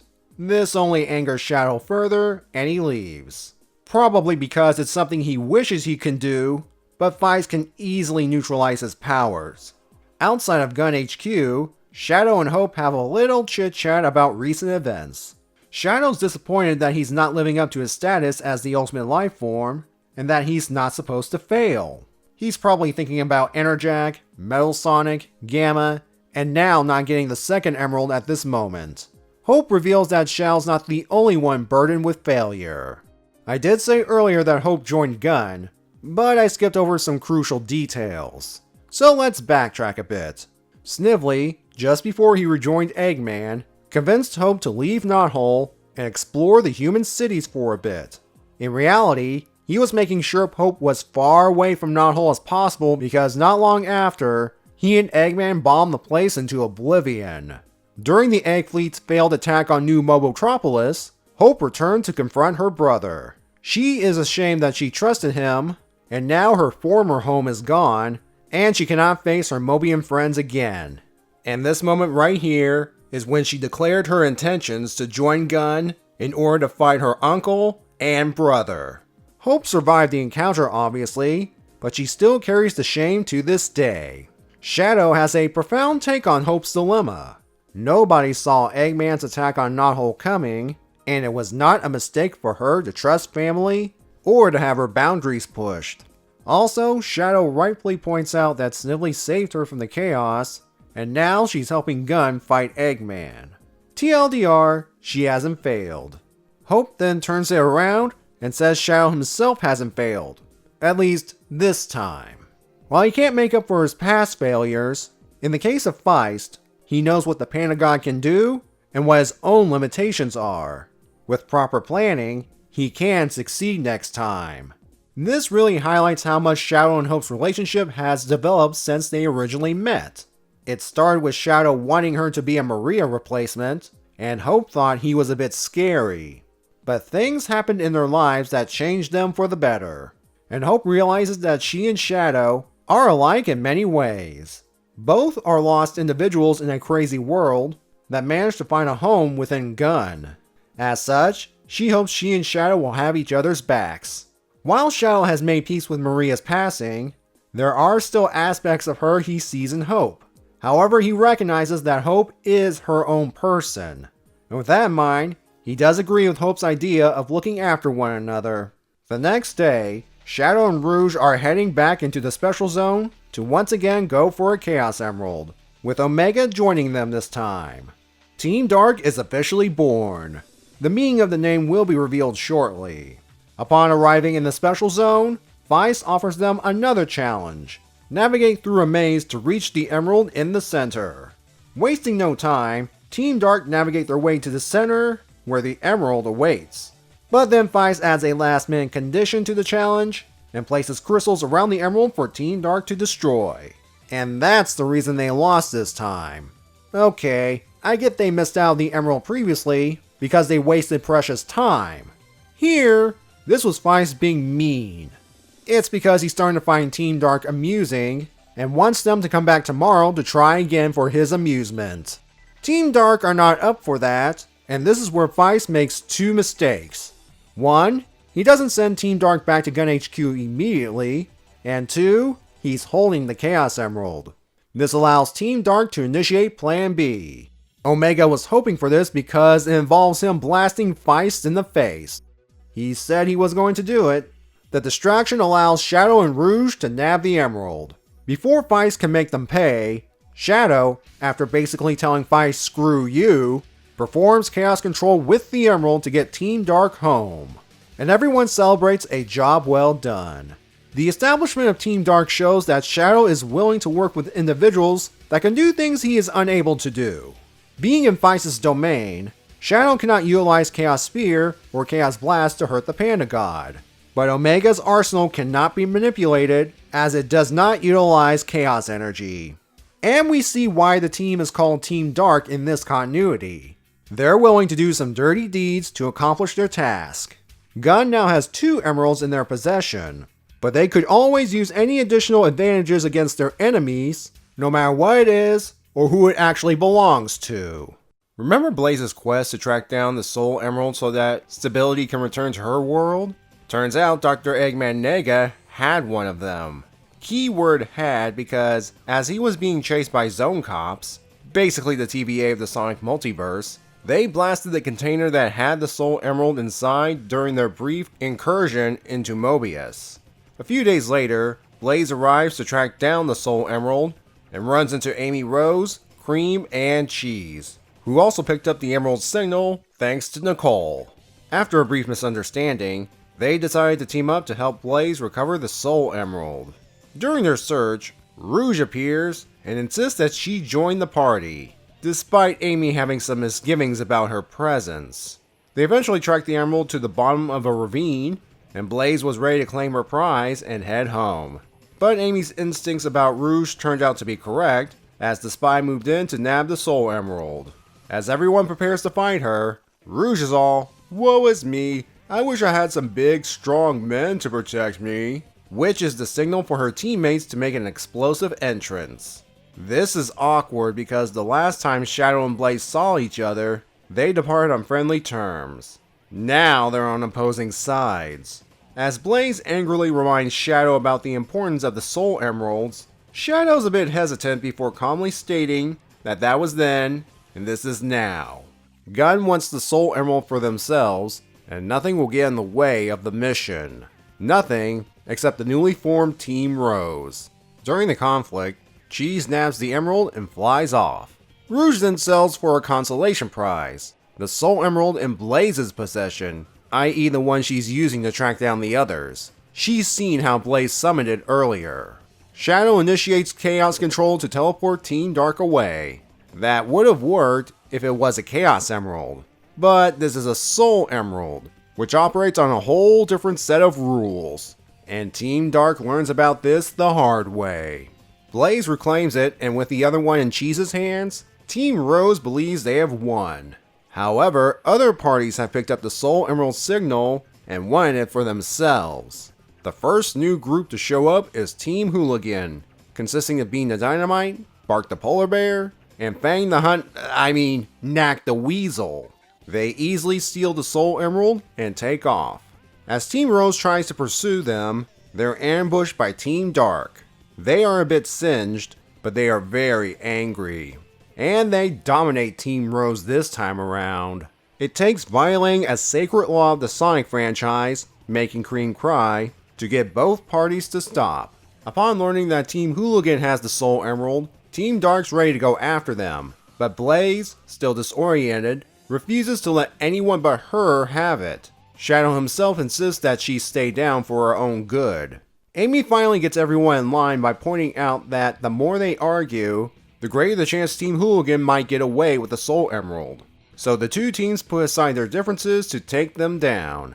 As Shadow gets something that will help the teams, Amy learns about his prior interaction with Blaze, and him being familiar with Blaze's dilemma with the Soul Emeralds. Amy senses conflict within Shadow, and believes that ultimately, he will do the right thing.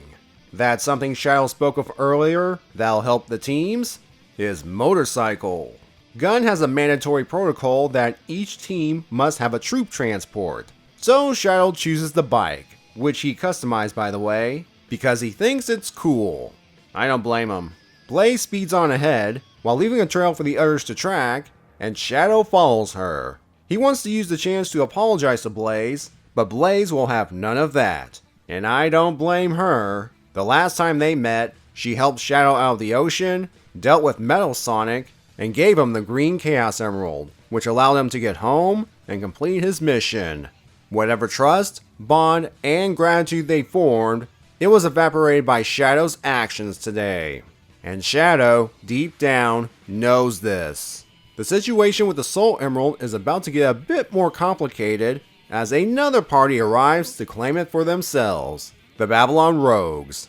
When everyone meets up in the same location, it turns into a battle royale between the four teams, all for ownership of the Soul Emerald.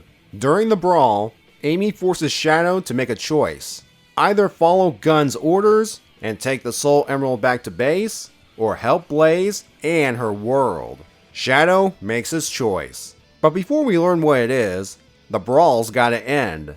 So Team Rose and Dark work together to get rid of the other two teams, which involves gathering them together, one of Bean's bombs, and Blaze's control over fire. After the Hooligans and the Rogues cut their losses and leave, Rouge still wants the Soul Emerald. That's when Shadow puts his foot down and says no. Blaze's world needs it more, and Gunn owes her for the Chaos Emerald. Rouge does not like being a sore loser, and Shadow states that if she tries anything, he'll stop her himself. And Omega backs him up. He doesn't want to see Cream cry again, and he's kind of developed a crush on Blaze during the ordeal after witnessing her destructive power. With that, Rouge reluctantly gives up the emerald, and Team Dark heads back to base, while coming up with an excuse why they failed this mission. I'd say Shadow's reasons are a good start. Here we see a case of Team Dark doing dirty things to someone that really didn't deserve it. It was fine in the case of that jerk Feist, but against someone who's just trying to save their world? No. It really illustrates how far one is willing to go for the sake of saving the world, even at the cost of another. Rouge, even after knowing about Blaze's situation, is still willing to steal the emerald. Well, Omega just likes blowing things up. And Cream and Blaze apparently. Then there's Shadow. We can see his conscience gnawing at him as he kept being bombarded with the realities of Blaze's situation. In the end, he won't do it. He won't sacrifice one world to save his. What I think helped is, in my opinion, Shadow was thinking about what people like Hope would say had Team Dark completed their mission and learned of Blaze's situation. She would not be happy with him. There were people already not happy with Shadow before he chose wisely. And chose wisely he did because Blaze would have raided Gun HQ and burned the place to the ground to get her soul emerald back. Thankfully that didn't happen, and Shadow coming through at the right time had restored a little of Blaze's faith in him. It's a start at least. Sadly though, this will be the last time we'll see this version of Shadow. If you've seen any of my previous lore videos, you know what's about to happen. Yeah, the Sonic and Mega Man Worlds Collide crossover. Now Shadow, because he's a game character, is actually in this crossover. However, it's not the Shadow we've come to know. Let me explain. After Doctors Eggman and Wily meet and form their alliance, they alter their worlds in preparation for their conquest. For Mega Man's world, time was moved forward to be not long after the events of Mega Man 10. For Sonic's world, it's to better resemble the game world, and it's set sometime after Sonic Generations. In addition to this, the Doctors sent their robotic enforcers, Metal Sonic and Bass, to kidnap many of Sonic's friends and transform them into robotic servants. Among them was Shadow the Hedgehog. The robotization technology came from Eggman, but because Wily made some contributions to the tech, the names and the design aesthetics of these roboticized masters come from his world. And thus Shadow was known as Shadow Man. Those familiar with the Mega Man franchise might be thinking, doesn't Wily have a robot master called Shadow Man? Yes he does, and the crossover's not afraid to point out the fact that there are two robots with the exact same name. At one point, the Doctors sent the Shadow Man to take care of Sonic and Mega Man. This resulted in Shadow the Hedgehog being restored to normal, and him destroying Shadow Man the Robot Master as revenge. Here, you can already see a big difference between this Shadow and original Archie Shadow. Sonic asks him to help them either save their friends or find a way into the Doctor's base. Shadow refuses both requests and bails. Compare this to the previous moment of Sonic asking Shadow to help him deal with Scourge, and Shadow got on board without hesitation. This Shadow did help out in a couple of unintended ways. Per Mega Man tradition, when a roboticized master is defeated, or rather restored to normal, the Blue Bomber would gain their power via an orb left behind. In Shadow's case, Mega Man got Chaos Cannon, which for all intents and purposes is a weaponized version of Chaos Control. Speaking of which, Sonic and Mega Man being within Shadow's Chaos Control wave had the side effect of them remembering their unaltered realities, and they begin to piece together the Doctor's plans. Shadow in the crossover does return for the big fight against the Robot Master army, where he is concerned about Rouge and annoyed about being rescued by Sonic. And that's pretty much his role in the crossover, because at the end, we have the pivotal moment where Eggman screws up Sonic's attempt to return things to normal, and thus the Reboot universe is created. For those who don't know, the Reboot universe mostly resembles the game universe, with elements of the early 90s cartoons sprinkled in, and any characters and concepts not created by Ian Flynn were erased from existence. Focusing more on the game elements, that means game events such as Sonic Adventure 2, Sonic Heroes, and Shadow the Hedgehog have happened. The last one I listed is important because certain elements from that game happened in this universe, such as Shadow briefly aligning with Black Doom, Shadow's confrontation with the Gun Commander, and of course, the last story in which Shadow destroys Black Doom and his Black Comet.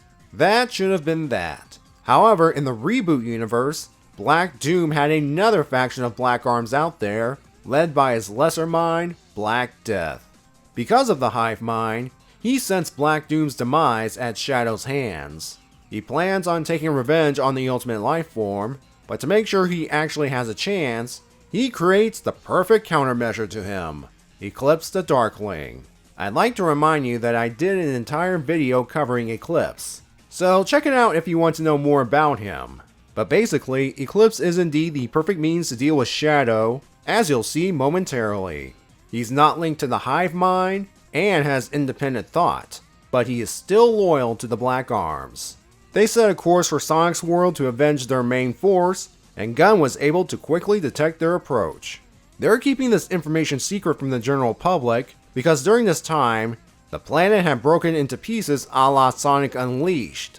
Between the shattered planet and the emerging Dark Gaia monsters, the last thing the people need to worry about is another alien invasion.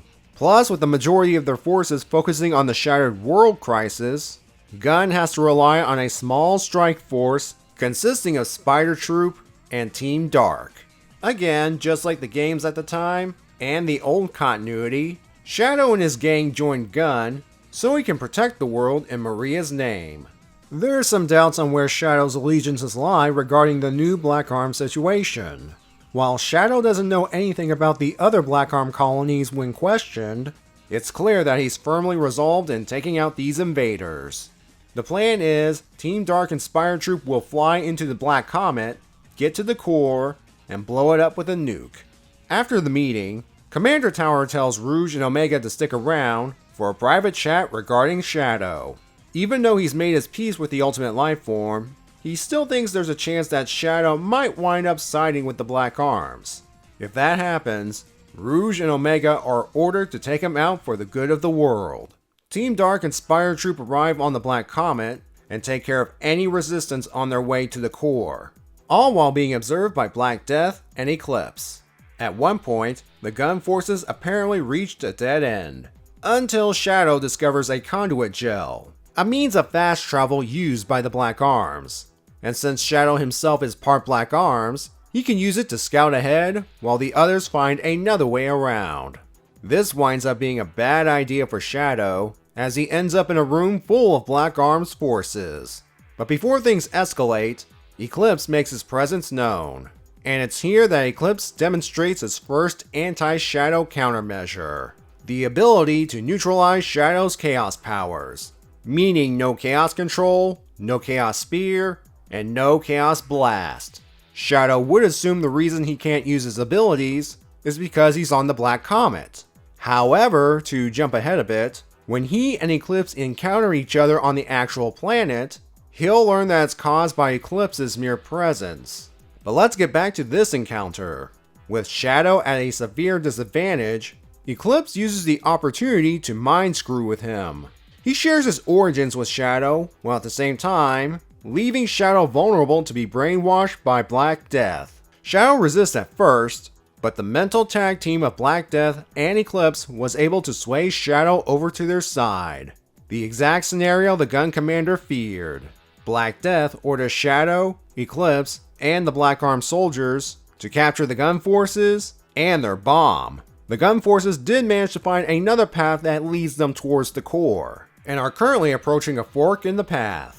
That's where Shadow meets them, along with his new friends. Spider Troop, along with the bomb, scramble down the other entrance, with Eclipse and the Black Arms in pursuit. This leaves Shadow to deal with his former teammates. Rouge is hesitant to follow the gun commander's orders to take down Shadow. Instead, she tries to snap him out of his brainwashing by beating him senselessly. Shadow does put up a good fight, but ultimately he's pinned down by Omega.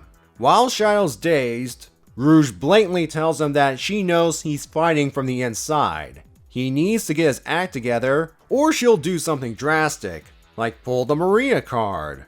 Shadow fires a Chaos Spear directly at what's keeping him brainwashed, Death's Eye. Omega driving it off is what snaps Shadow back to normal. After Shadow, Rouge, and Omega reaffirm the bond they have, in their own way, they discuss their game plan. Rouge and Omega will track down Spider Troop, with Shadow guiding them via the hive mind. By the way, he'll be doing this as he makes his way to Black Death to destroy him. En route, Black Death, via his Death's Eye, tries to persuade Shadow back over to his side, kinda like how Black Doom did during the original invasion. Shadow responds by doing the one thing players wish they could do in the games: grab the eye and smash it against the wall. Shadow arrives at Black Death's chamber, and the two begin their duel to the death. Pardon the pun. During this, Black Death passes judgment on Shadow's actions. By committing to this act, he's dooming the Black Arms to extinction. Shadow retorts by saying the Black Arms are mindless monsters controlled by an entity that wants to destroy and consume entire civilizations, and he will finish them to protect the world and the people Maria held dear. During the fight, both Shadow and Black Death are contacted by their respective parties. TLDR, Rouge and Omega rescued Spider Troop, encountered and defeated Eclipse, and armed the bomb. And it's the kind of bomb that, once armed, it cannot be stopped. Black Death has his Death's Eye take Eclipse to a shuttle where the Black Arm's secret weapons, the Dark Arms, have been moved to and escape the comet before it explodes. Likewise, Shadow tells Rouge and the others to head to their shuttle and take off. He will stay and defeat Black Death to make sure that no Black Arms tamper with the bomb. Because Black Death is Black Doom's lesser mind, he is not as powerful. Therefore, Shadow doesn't need to go super to finish him off. All he needs to do is remove the inhibitor rings and let loose the Chaos Blast. With the destruction of Black Death, the Black Arms army collapses. All Shadow has to do is get off the comet before it blows up. It looks like he didn't make it, but thankfully Shadow utilized Chaos Control, though he had to do so the moment he left the comet and was briefly exposed to the vacuum of space. While the threat of the Black Arms is over, there's still Eclipse. Because he and the Dark Arms aren't part of the hive mind, they're still an active threat to the planet. The Ark was able to track where their shuttle landed, Angel Island. Team Dark arrives days later, accompanied by a telepod. Monitoring them for this mission is Gun R&D Specialist, Dr. Julian Snively. Some of you might be confused by this guy's presence, so allow me to explain. Snively in general is a character from the Sonic animated shows, SatAM to be specific, and because of this status, he and a bunch of other cartoon characters were able to survive the crossover into the Reboot universe. However, their histories have been altered to accommodate the new reality. In Snively's case, he's no longer a nephew of Robotnik. He was actually Gun's head R&D researcher that happened to stumble upon Eggman's world-conquering scheme and was forced into his services for a time. Eventually, he'd return to Gun, claiming he was spying on Eggman on Gun's behalf, though in reality, he had his own world-conquering ambitions separate from Eggman, and Gun just let him back in. To be fair, this is Gun after all. They took in these three, so why not take back a supposed traitor? There is a debate on how to handle the Eclipse situation. Dr. Snively wants to secure the Master Emerald so it won't fall into the wrong hands, though in reality he secretly wants it for himself. Told you this guy wants to be a would-be world conqueror. Shadow though wants to find and deal with Eclipse once and for all. Rouge is able to keep the situation from getting out of hand by suggesting they find Knuckles. It is his island after all. Team Dark make their way to Knuckles at the Master Emerald Shrine, where they fill him in on the encounter with the new Black Arms and their hunt for Eclipse. Also on the island is Relic the Pika and her assistant Fix-It. She arrived on Angel Island during the events of Sonic Adventure and managed to convince Knuckles to allow her to stay, probably because she's more interested in the ruins than the Master Emerald. And Fix-It's an ancient robot she found on the island that's of similar design to Emerald. Anyway, the two stumbled upon weird plants growing in Mushroom Hill, and after showing Shadow a sample, he recognizes it as the kind of plants the Black Arms use. With confirmation of Eclipse's presence, and its threat to the island, Knuckles agrees to help Team Dark. However, there is the problem of who's going to watch the Master Emerald while everyone's searching for Eclipse. Ultimately, this is solved by Shadow and Knuckles switching roles. Knuckles, Rouge, and Omega search for Eclipse, unaware that Eclipse is hiding nearby. He learns of Shadow's presence and the Master Emerald, and decides to take out 2 birds with 1 stone. While Shadow's chatting with Relic, Eclipse announces his arrival by mind-screwing with Shadow again before ambushing him. While Eclipse is mad that Shadow wiped out the Black Arms, he still hopes that his brother would join him as they are the only ones left. Shadow is firm in his decision to protect the world from threats like Eclipse, and just like that, both are now permanently at odds. Eclipse utilizes his anti-Shadow countermeasures, first neutralizing Shadow's powers again, and then introducing him to his ability to grow in both power and size. He actually used this technique previously against Rouge and Omega on the Comet, and like I said earlier, he lost that one. Since Eclipse was made to target Shadow specifically, these 2 countermeasures together are enough to give Shadow trouble. No, seriously, it's like the Hulk pummeling Loki like a rag doll. Shadow's able to turn the tables once he sampled energy from the Master Emerald. 1 supercharged Chaos Control and Chaos Blast combo is enough to defeat Eclipse. He's still a bit dazed from the fight, and Eclipse, seeing Knuckles, Rouge, and Omega heading back towards the shrine, retreats. Once everyone meets up and brief each other on the situation, Shadow, having tasted Master Emerald power, realizes he cannot let Eclipse have it. So he's going with Dr. Snively's plan to take it to a gun facility. With the world in its current state, Angel Island would remain in the air with the other land masses. Naturally, Knuckles is not a fan of this idea, and the 2 start fighting each other. The duel takes the 2 all over the island, and thanks to his earlier fight with Eclipse, Shadow is not at full strength, but still enough to keep up with Knuckles. Their fight is interrupted when the 2 feel the island rumbling. The same kind of rumbling whenever the Master Emerald has been moved. Yeah, while the 2 were trading punches and kicks, Eclipse returned to the shrine with his Dark Arms, which are basically their version of the Wisps, and steal the Master Emerald, while also dealing some payback on Rouge and Omega. He'll be going for the gun shuttle at launch base. Knuckles and Shadow make their way there using the island shortcuts, while Rouge and Relic delay Eclipse with the island's traps. The 2 parties meet at launch base, and the fight for the Master Emerald begins. After previously fighting Eclipse and Knuckles, Shadow now has to contend with Eclipse that is using Dark Arms powers. As Knuckles implies, it won't last.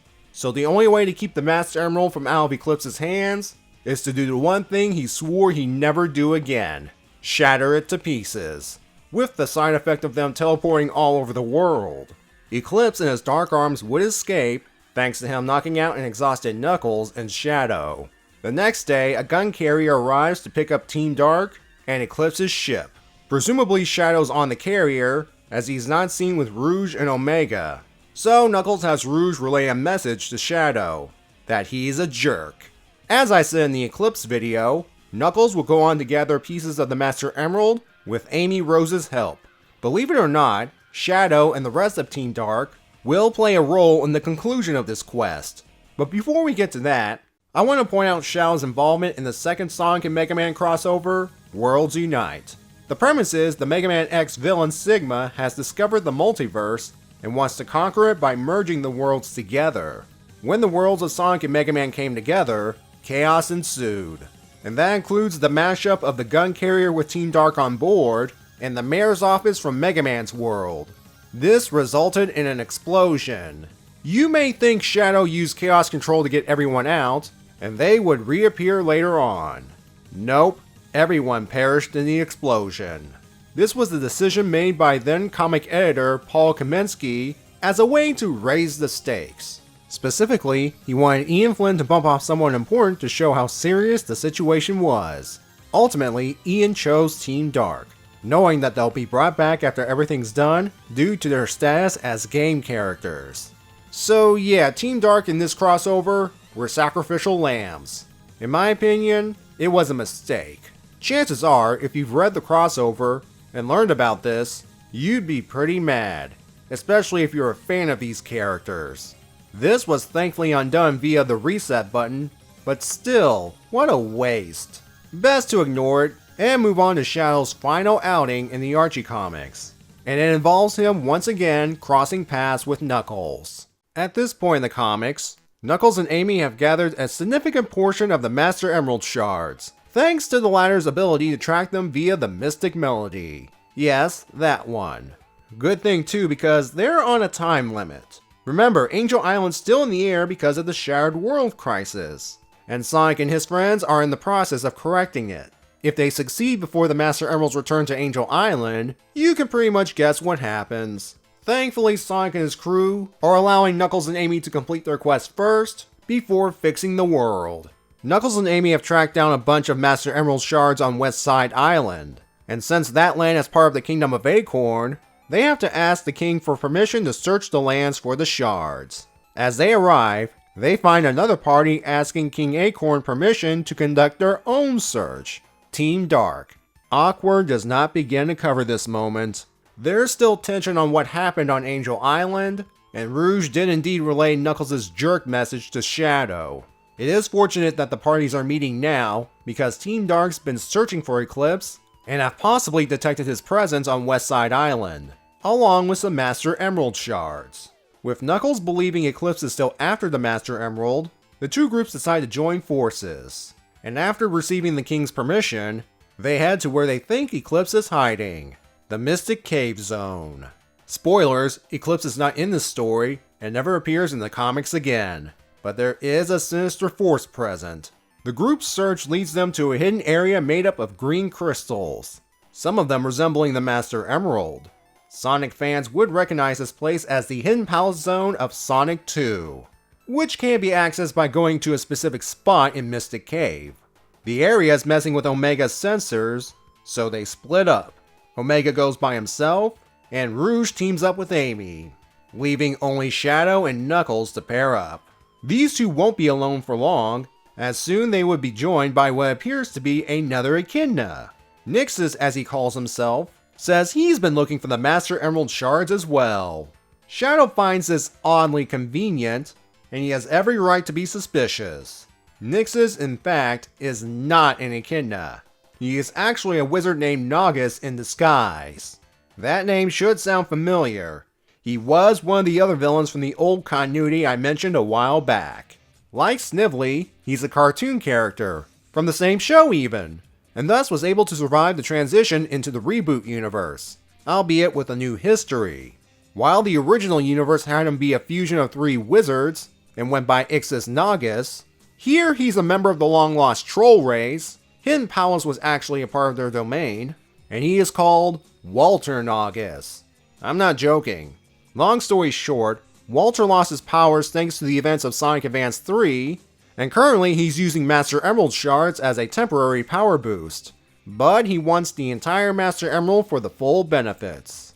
And as luck would have it, the shards in Wally's possession are the last ones needed to reassemble the Master Emerald.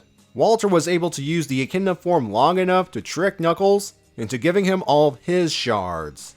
What happened to Shadow, you might ask? Before the big reveal, he was called away to help Rouge and Amy with a problem. One of Walter's abilities is to encase machines in crystals in order to control them, and that's exactly what happened to Omega. Knuckles would later join in on this fight due to Walter sealing the entrance to his chamber, and preventing Knuckles from getting to the Master Emerald. They free Omega from Walter's control, but by then, Walter has managed to successfully reassemble the Master Emerald. To make matters worse, the timetable to bring the Master Emerald back to Angel Island has decreased significantly, as the climax of Sonic Unleashed was happening at the same time. The group experienced a bit of a snafu when confronting a Master Emerald-powered Walter, but Knuckles, through sheer determination, breaks out of his crystal prison and frees the others. They intercepted Walter as he was fleeing with the Master Emerald, and the final battle for the gem begins. Team Dark will keep Walter away from the Master Emerald, while Knuckles and Amy get it back to Angel Island. Now it just so happens that there is a teleporter like the ones found on Angel Island, mostly around Sky Sanctuary. And indeed, it does teleport them to Sky Sanctuary. Not a moment too soon, as the world's starting to reassemble itself. While the two would put the Master Emerald back where it belongs, in the nick of time mind you, Team Dark would keep Naugus busy until whatever power he's gained fades away. And then he would be taken into custody. This is where Shadow's tenure in the Archie Comics comes to an end, as the series and its spin-off would be cancelled soon after, and the comics license would move over to IDW Publishing. Reboot Shadow does go through some personal journeys. While not as complex as his original counterpart, they are there. The possible downside is, you'd have to rely on his game backstory for some context, and how one feels about that can vary. During the situation with the new Black Comet, Shadow appears to express some doubt when coming face to face with more of his brethren, to the point where he asks Omega his thoughts regarding fighting against other Eggman robots. Perhaps a small part of him was feeling regret for destroying the main Black Arms forces, and both Eclipse and Black Death found this small part of Shadow and used it to turn him over to their side. Ironically, it's this act that ultimately erased any lingering doubt in Shadow's mind, and he became 100% committed to protecting the world in Professor Gerald and Maria's names. Although he did allow Black Death a moment to make his peace before he incinerated him with Chaos Blast. So there's that. Shadow also wanted to destroy Eclipse because, in my opinion, he represents the last of Shadow's shameful origins, and he wants him gone so he can truly move on. He has a strong bond with his teammates, to the point that they would risk destruction in order to free Shadow from his brainwashing. While we never saw Shadow interact with Sonic and his team in the Reboot era, well, save for this moment, it's clear that he respects the Blue Hedgehog to some degree. Perhaps he's even jealous of Sonic's lifestyle based on his conversation with Amy. And then there's Shadow's relationship with Knuckles. Both are alike in many ways. They're prideful, have a bit of an ego, they're hot-headed / have anger issues, and yet both have a sense of duty. Unfortunately, their duties clash with each other. Shadow does have a sense of honor and respect for Knuckles. For instance, during the fight on Angel Island, the two fell into a river. After saving himself, Shadow also pulled Knuckles out of the rapids. You could have let him get pulled further down the river, or let him drown for an easy victory. But no, Shadow doesn't want to finish Knuckles. All he wanted to do was knock him out long enough so that Gun can take the Master Emerald for everyone's safety.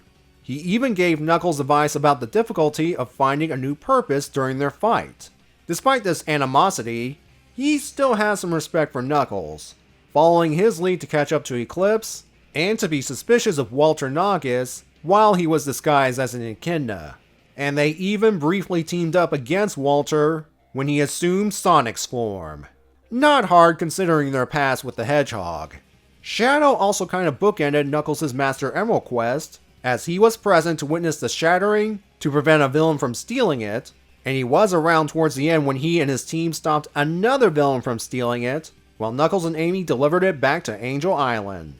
While Shadow may never deal with Eclipse, at least officially, he ends his Archie comic outing by helping to remove another potential threat to the world.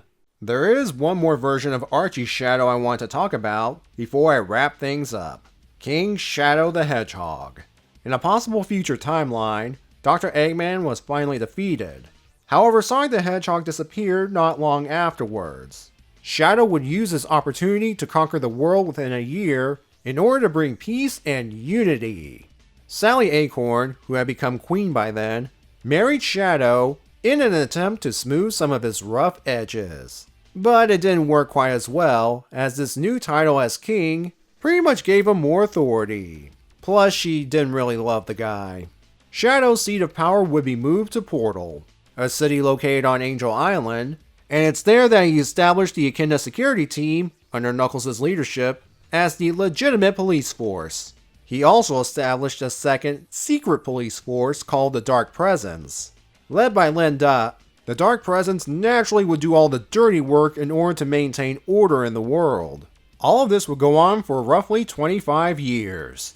The thing about this future timeline is that it's actually an altered timeline. Some individuals are aware of this, and they would fall into the following categories. Those that were near a time device called the Tachyon Chamber when it was activated in the original future. Specifically Knuckles, his daughter Lara Sue, Rotor, and an Echidna scientist named Kobor. Those that protected themselves from the alterations with special armbands. This included Tails, his family, and Linda. Shadow himself is aware of the change since he is a master of time and space. How else would he utilize chaos control? And then there's the one who did the altering in the first place, Sonic the Hedgehog. He had to do it to prevent a disaster from happening in the original future. We never do find out what he did in the past to change things, but it's ultimately irrelevant. What's important is that Shadow knows that there are individuals who remember the old timeline, and those that are not on his side are a threat to his world and wants them dealt with. In fact, it's implied that he dealt with one of them, Kobor, permanently. As for the others, well, he had Knuckles imprison Sonic, Tails, and Lara Sue in the dungeon along with Rotor. Fortunately, Knuckles is on their side and frees them. Sonic goes to confront Shadow directly, and after 25 years, Sonic's kind of feeling his age. Shadow, on the other hand, is ageless and is just as dangerous now as he was in the past. It would take the much younger Lara Sue's own Chaos abilities to finally defeat Shadow. Using Chaos Control, she was able to place King Shadow into stasis. From there, he was placed in the pod to keep him contained. For the next 5 years, things turned around for the world. Sonic and Sally married and had children, and most people accepted this new leadership. The Dark Presence, however, wanted to restore their former king into power and staged a coup to take over the palace and free him. Once Linda restored Shadow with the help of a Chaos Siphon, she brings him up to speed on current events. King Shadow's response is to head down to the castle's catacombs to release something from a sealed room. To Chaos, a fusion of Tikal and Chaos. Don't ask. King Shadow wants to punish the world for defying him by releasing her, and Linda believes this is too much. His response to this is to crush her spatial armband, effectively erasing this version of Linda from existence. The Chaos is released, and King Shadow feeds her enough Chaos energy so that she'll transform into a perfect Chaos-like form in order to destroy the world. This plan would be thwarted thanks to a new generation of freedom fighters. King Shadow represents what Shadow would have been like if he took protecting the world from threats to the extreme, ironically becoming a threat himself. He has no redeeming qualities, and is willing to eliminate anyone that's a threat to his world, whether it be opposing forces, or even his allies if they question his actions. What's both frightening and sad about this is that King Shadow's doing all this in Maria's name. In fact, thanks to King Shadow, Maria was made a religious icon. He even apologized to Maria during the Chaos incident for failing to keep the world safe in her name. Here's the thing, if Maria were to see King Shadow's actions, she would be scared and ashamed of him. King Shadow never gets his comeuppance, except for the fact that this future timeline is part of the pre-reboot era. And like I said before, any characters and concepts that aren't game, cartoon, or Ian Flynn related are purged. And while Ian did write the stories featuring King Shadow, the whole future timeline was conceived by Ken Penders. So therefore, King Shadow, along with that future and its inhabitants, were erased from existence. Probably for the best. Now I could talk about the version of Shadow that appeared in the non-canon issue that served as an Olympic tie-in, or the version of Shadow from another alternate future who had his soul core sucked out by its ruler Enerjak, which would later be twisted into a foot soldier called a prelat. However, they're nothing more than mere cameos. So let's move on to the end. These days, Sega wants Shadow portrayed a certain way, as someone who is dark, edgy, and prideful. Don't get me wrong, he still wants to protect the world in Maria's name, but let's just say, he's someone you would not invite to birthday parties. Unless you're a certain pink hedgehog. These current personality traits even extend into the IDW comics, where this time is linked to the actual games. Some would say his portrayal here is even worse at times compared to his previous appearances. And yeah, there are times where I see it myself. One notable example is how he dealt with the metal virus outbreak. TLDR, Eggman created a virus that turned anyone into a robot zombie, and it's easily spread by touch. Sonic fell victim to this early on, and he's able to temporarily burn it off by running. During a crisis involving Shadow, Sonic advises him that if he got infected, just run it off like him. To which Shadow responds, "Cowards run, I win." When Shadow faced these Zombots directly, you can guess what happened right away. And because Shadow didn't heed Sonic's advice due to his pride, he also became a Zombot. This shows where Sega wanted this character, as Archie Shadow, especially the pre-reboot version, would have listened to Sonic. To be fair, from what I've heard, Ian Flynn, who wrote this story, wanted Shadow to take off the inhibitor rings to try and burn off the metal virus, which would have been unsuccessful. That would have been more acceptable to a lot of people, but since Sega has the bigger say in the comic world these days, they pretty much rejected the idea. Besides, even if he did heed Sonic's advice and ran when he got infected, I doubt it would have worked as Shadow's running style is different than Sonic's. More like skating thanks to his rocket shoes. It still would have been something compared to him being stubborn. It's not all bad, because in the aftermath of the metal virus, Shadow would admit to himself that he did screw up. Things are turning around for Shadow these days. Not just in IDW, but in other media like Sonic Prime, which has the best portrayal of him in a long time, in my opinion. And more importantly, in the games themselves. Thanks to, at the time of this writing, the upcoming Sonic X Shadow Generations game, and all the supplementary material surrounding it. One of the trailers prior to the game's release even featured Shadow possibly reuniting with Maria and Professor Gerald. All thanks to Time Eater shenanigans. Given that Ian Flynn is writing all this new Shadow material, I would not be surprised if it was a nod to Archie Sonic issue 171, the one that had Shadow meeting digital versions of these characters. Chances are, by the time of this video's release, the game will probably be out, and we'll have our answer.